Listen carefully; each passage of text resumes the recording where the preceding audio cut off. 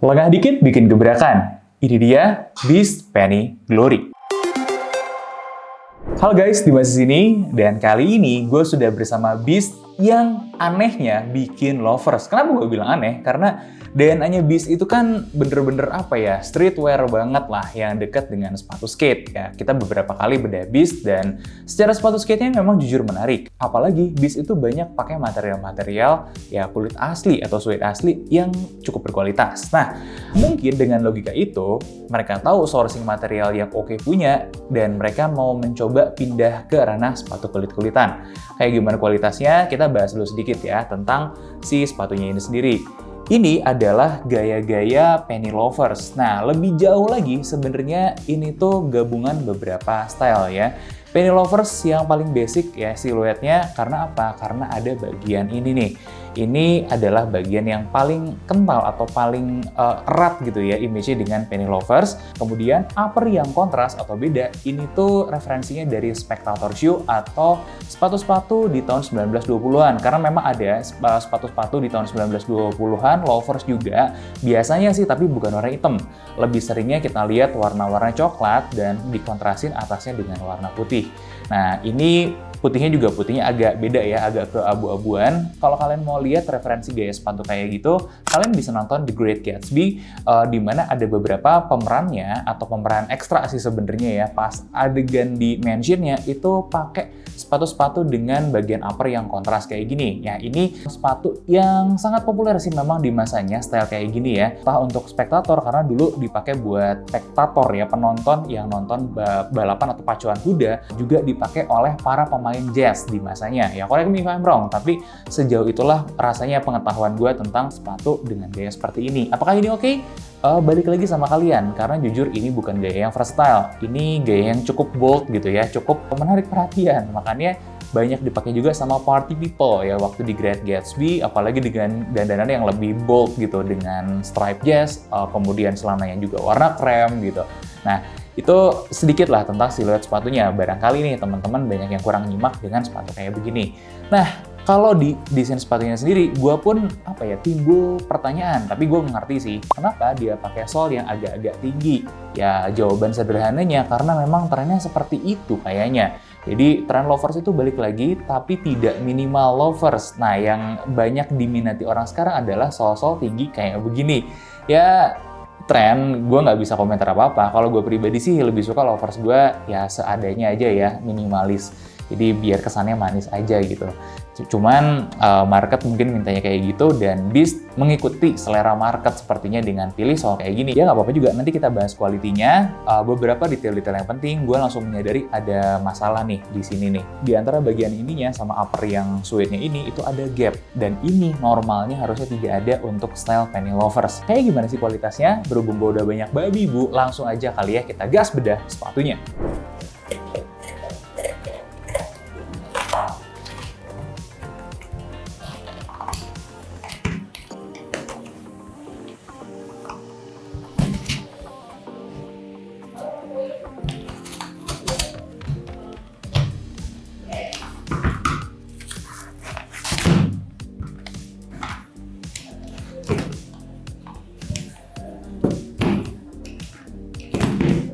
Ini dia Beast Penny Glory.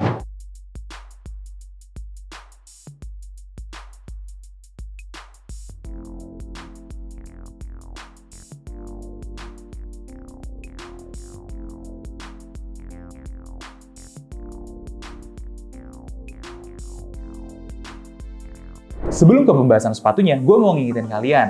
Berhubung ini lagi musim hujan, kita harus ekstra hati-hati sama suede kita. Suede itu nggak repot kok perawatannya, asal kita hati-hati aja. Misalnya nih, kalian lagi jalan, kena hujan, dan suede-nya itu basah atau bahkan kotor ya, kena genangan air atau lumpur segala macam. Nah, sebelum bener-bener kering, pastiin kalian bersihin dulu dengan cleaner yang tepat, contohnya kayak ini. Ya, cuman 1-2 pump aja, udah gitu digosok ya. Digosoknya pakai lap aja, nggak usah terlalu ribet. Lap microfiber yang ada di paket produknya, kalian bisa langsung minimalisir kerusakan gara-gara kotornya itu. Nah, tapi gimana caranya biar bisa lebih minimal lagi kerusakannya? Tentu aja dengan waterproof spray. Dan ini sebenarnya bukan waterproof doang ya, termasuk kalau kalian makan kuah seblak, kecap, saus, dan segala macamnya, itu juga bisa diprotek dengan ini. Makanya kalau kalian baru beli sepatu suede, langsung aja cek paket shoe care kita yang ada linknya di bawah, biar dapat proteksi yang maksimal, juga pembersihan yang maksimal.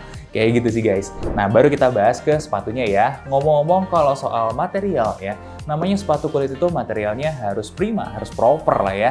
Makanya di sini kita tes materialnya dan gue udah punya catatannya nih ya. Pertama, mulai dari suede yang putihnya dulu. Apakah ini suede asli? Jawabannya iya. Seperti biasa, Beast selalu pakai suede asli dan suede-nya juga standar sama kayak yang dipakai Beast sebelum-sebelumnya ya. Daya tahan gesekannya relatif bagus. Gue suka sih pas gue tes Dremel selama 10 detik hasilnya oke. Secara spesifik gue menemukan jejak-jejak chrome 10 di sini karena ada nuansa kebiru-biruan di dalam flashnya ya, di dalam dagingnya ya. Gue pun cukup suka karena grainnya agak minimal nih di sini. Jadi ini suede yang lumayan gitu ya. Nggak bagus banget, tapi ini udah termasuk yang lumayan gitu. Nah, gue acungin jempol nih buat pemilihan bahannya. Tapi gue nggak bisa ngomong hal yang sama bagian leathernya. Karena bagian leathernya ini jujur terlihat sekali lebih murahnya. Kok bisa tahu? Jadi mulai dari yang hand feel-nya aja udah beda. Oh, ternyata ini tuh dari finishing yang cukup tebal. Nah, finishing yang cukup tebal ini dari cat ya. Kalau kalian bisa lihat tuh, pas gua bongkar nih finishingnya pakai aseton, catnya kemana-mana banget. Tapi memang di sini tuh masih kelihatan bagian atasnya ya. Ini tuh kulit yang sebenarnya ditipisin juga. Kalau gue perhatiin nih, bagian kulit atasnya mulai berkurang ya. Tapi masih ada. Jadi kulit bagian atasnya ditipisin untuk diratain aja, tapi nggak habis. Baru dilapis sama finishing yang lumayan tebal. Nah, finishing ini emang kurang begitu berkualitas, plus si kulitnya juga bukan yang terbaik. Buktinya dari mana? Buktinya dari terlalu banyak loose grain-nya. Jadi ini grain-nya itu tuh ada rambut-rambutnya itu sangat visible sekali. Jadi bukan material premium sama sekali lah. Standar buat sepatu-sepatu yang under 500 biasanya banyak pakai kulit kayak gini meskipun yang asli. Tapi gue harus appreciate karena ini tebalnya cukup oke ya. Dimana kalau buat kulitnya ini tuh 1,4 mm oke. Dan yang suede-nya lebih tebal lagi di 1,6 mm kayak gitu. Jadi secara material cukup menarik lah ya. Beberapa catatan aja, untuk ketahanan Dremel bagian leather ini nggak terlalu bagus.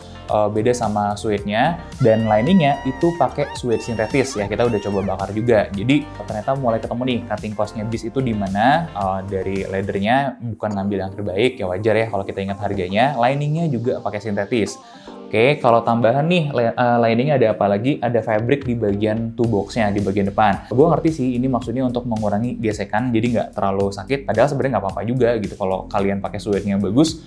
Kemana-mana aja kok sama kaki gitu ya. Nah, dari segi material upper gue kasih rating 7 dari 10. Nggak terlalu eksepsional, tapi gue sangat appreciate dengan penggunaan beberapa bahannya, terutama suede-nya. Kalau kita bahas midsole-nya, ini nggak ada midsole sebenarnya ya. Karena kalau kita masuk ke bagian bawah itu langsung ada TA di sini, TA-nya lumayan tebel. Berarti kita langsung bahas keseluruhan sole-nya aja kali ya, bukan ngebahas midsole dan outsole lagi. Nah, kalau kita ngebahas keseluruhan sole-nya, insole-nya ini pakai insole khasnya Beast. Ini insole sneakers. Enak nggak? Enak, jujur. Tapi kalau buat standar leather shoes, ini agak kurang nih. Karena gue tuh dapat impresi Beast itu tuh bikin sepatu ini bukan antara hybrid sneakers sama loafers, tapi memang sepatu yang ada aura formalnya, ada aura elegannya, tapi tetap playful. Nah, jujur menurut gue penggunaan insole sneakers ini tuh mencederai banget.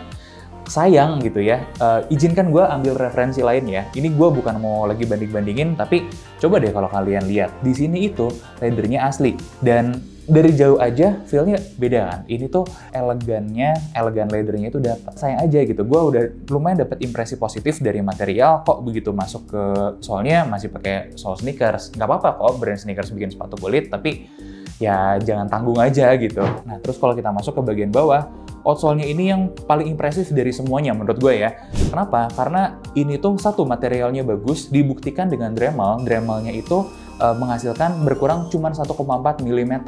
Ini kalau kita bilang sebenarnya termasuk standar, tapi standarnya udah agak atas. Dimana kalau makin kecil angkanya mendekati angka 1 bahkan kurang, itu paling bagus lah dari hasil pengetesan kita. Jadi referensi aja Continental itu sekitar 1 sampai 1,2 berkurangnya. Ini 1,4, gokil kan? Rasanya gue juga tahu dengan suppliernya, Ini salah satu material yang dipakai juga cukup jempolan. Ini rubber asli, ketahanan gesekannya seperti tadi ya, yang kalian udah cek. Kekuatannya atau kekerasannya juga relatif baik. Kalau kita cek durometernya itu di angka 60, durometer Shure A, jadi dia kerasnya itu cukup baik. Tapi jangan berpikir kalau ini tuh bakal keras kaku kayak Dogmart. Enggak, justru karakternya itu bisa lentur. Ya, karakter karetnya dapat banget soalnya di sini. Jadinya ini sepatu yang tough, durable, tapi tetap bisa lentur. Ya, kalian bisa lihat lah ya, ini sepatu yang masih utuhnya kayak gimana. Jadi untuk outsole-nya tidak ada komplain sama sekali, cuman ya memang harus diakui aja di standar segini bukan yang spesial banget. Pun bagi gua kalau ngelihat ini sebagai sepatu loafers atau loafers formal, ini standarnya masih agak kurang aja sih. Ini lebih ke sepatu casual aja dengan aura loafers gitu ya, biar ada aura formal atau preppy-nya sedikit. Makanya untuk outsole rating gua adalah 7,5 dan kalau kita rata-ratain rating materialnya adalah 7,25. Gimana dengan konstruksinya? Di sini gue bakal lebih cerewet, dimana kalau kita ngomongin konstruksi, ini ada banyak problematikanya. Yuk kita absen satu-satu. Pertama, untuk penny loafers, tidak ada gap seperti ini ya. Harusnya tidak ada gap seperti ini sama sekali. Izinkan gue ambil referensi lain yang menurut gue bikin penny loafers-nya itu sudah lebih benar. Nih, ini adalah contoh penny loafers yang dieksekusi dengan benar. Kenapa gue ambil contoh ini? Karena deket aja sama tangan gue. Nah, di sini kita bisa lihat ya, ini memang tidak bergabung jadi satu. Bagian ini ya, bagian aksesoris atasnya ini dengan bagian upper yang ada di bawahnya. Tapi tidak ada gap sama sekali gitu ya. Itu berhasil dieksekusi dengan bagus dan rapi. Nah, ini nantinya akan ngaruh juga sama ya fitting-fittingnya dan pas dipakai jadinya aneh karena dia ada gap. Coba deh kalian lihat ya, pas user kita tes pakai, bagian ini tuh apa ya?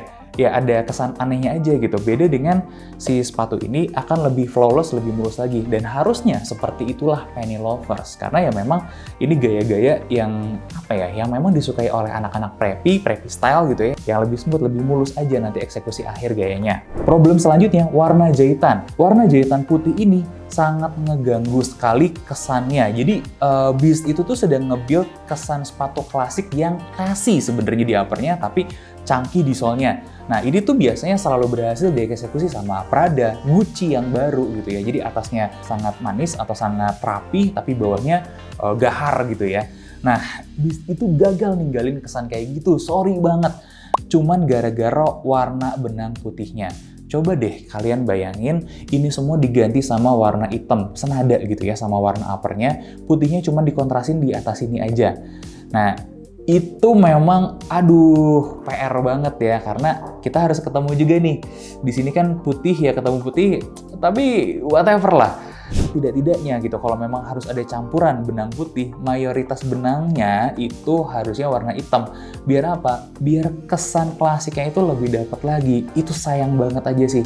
Ini jadinya enggak gitu.